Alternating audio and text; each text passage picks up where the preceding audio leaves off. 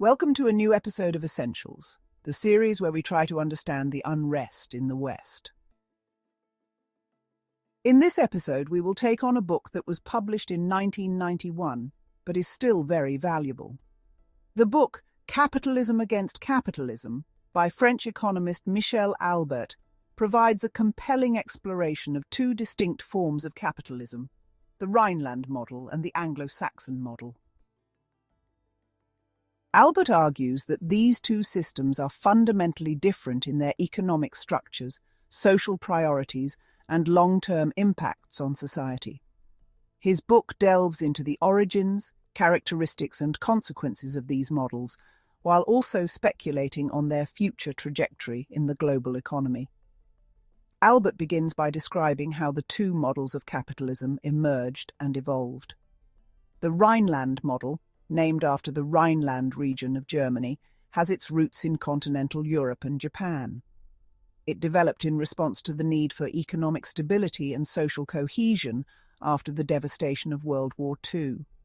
The Rhineland model prioritizes long-term stability, collective welfare, and social partnerships between businesses, labor unions, and the state.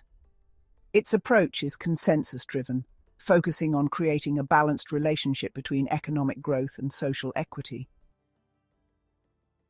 In contrast, the Anglo-Saxon model is prevalent in countries like the United States and the United Kingdom. It evolved out of the liberal economic traditions of the 19th century, emphasizing free markets, individual entrepreneurship, and minimal government intervention. This model is driven by a strong belief in the power of market forces to allocate resources efficiently and create wealth.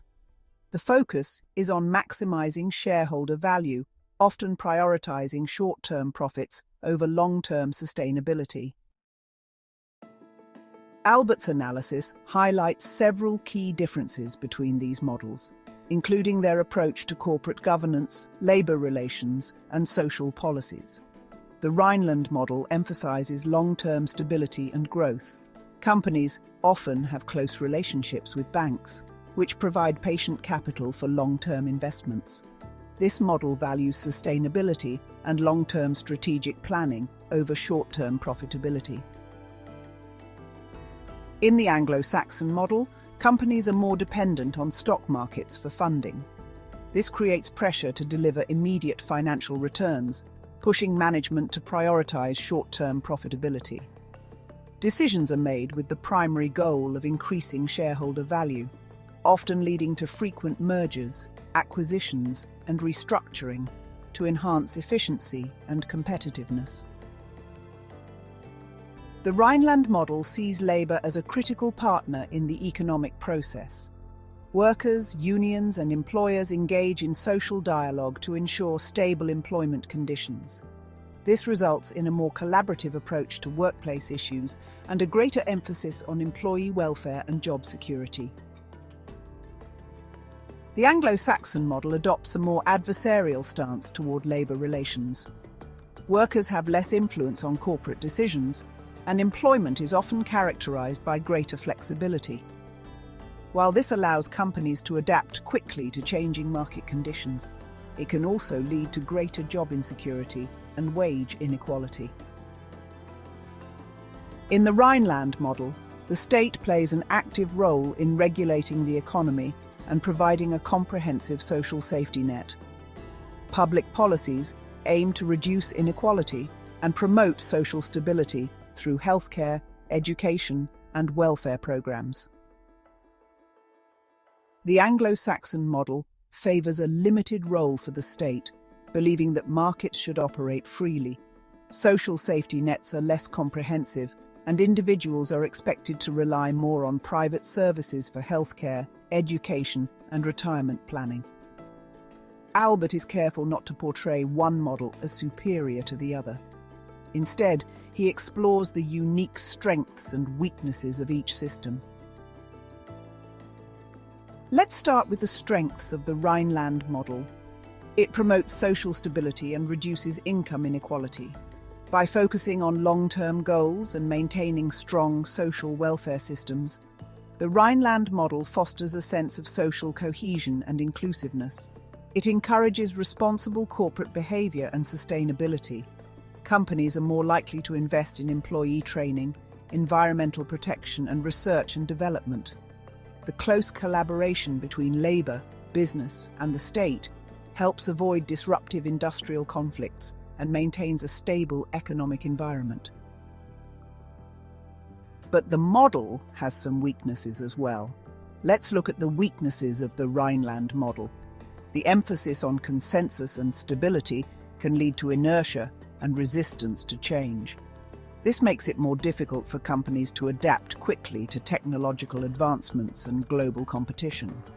Bureaucratic structures and regulatory frameworks can stifle innovation and entrepreneurship, making the economy less dynamic and responsive. Let's now have a look at the strengths of the Anglo-Saxon model. It drives rapid economic growth through competition and innovation. Companies operate in a highly competitive environment, which pushes them to innovate and improve efficiency.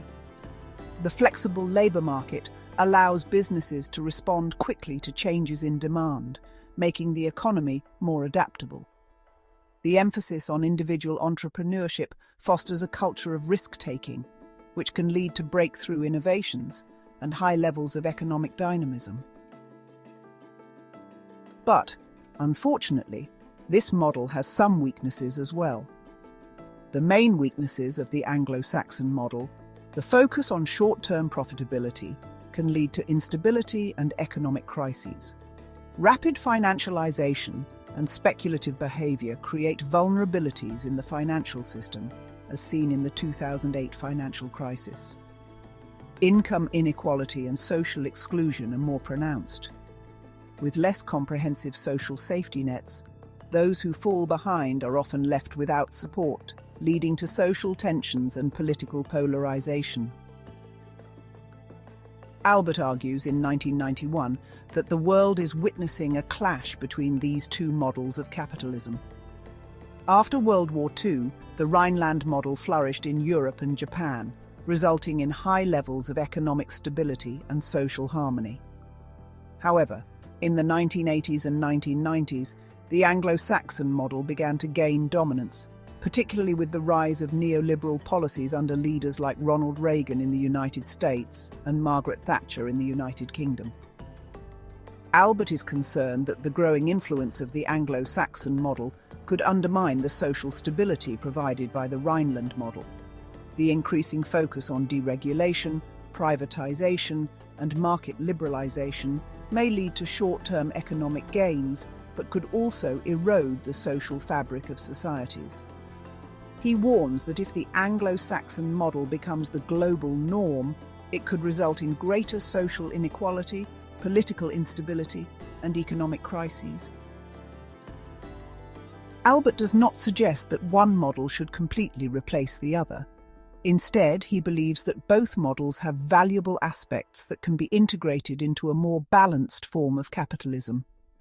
He envisions a future where countries adopt hybrid models that combine the economic dynamism of the Anglo-Saxon system with the social stability of the Rhineland approach.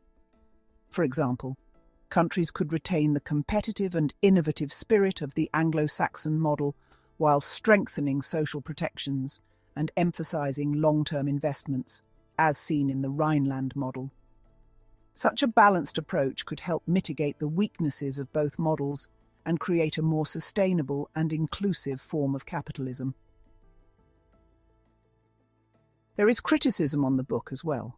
Albert's focus on Western models of capitalism led some to criticize the book for neglecting the experiences of emerging economies and alternative forms of capitalism, such as the East Asian model, for example, South Korea, Taiwan, which combines strong state intervention and market-driven policies.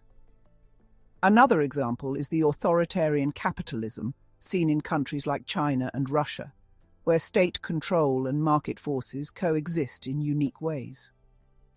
By limiting his analysis to just two models, Albert was seen as missing the broader global trends in capitalism that have shaped the modern economy. In retrospect, Some of the criticisms focus on the fact that Albert's analysis is dated, as it was written over 30 years ago. While his analysis was prescient in some ways, such as predicting potential economic crises from the dominance of the Anglo-Saxon model, some of his predictions did not materialize in the way he envisioned. For example, the financial crisis of 2008 highlighted the weaknesses of the Anglo-Saxon model that Albert warned about, but his suggestion of a Rhineland resurgence did not fully come to pass. Instead, we've seen a continuation of the Anglo-Saxon dominance, albeit with more regulatory oversight. The rise of China and the transformation of global capitalism in the digital era have further complicated the picture, rendering some of Albert's conclusions less applicable to today's context. Despite these criticisms, Capitalism Against Capitalism remains a highly influential work that sparked a broader debate on the nature of capitalism and the direction it should take. Many of the critiques focus on the limitations inherent in categorizing complex economic systems into two broad models.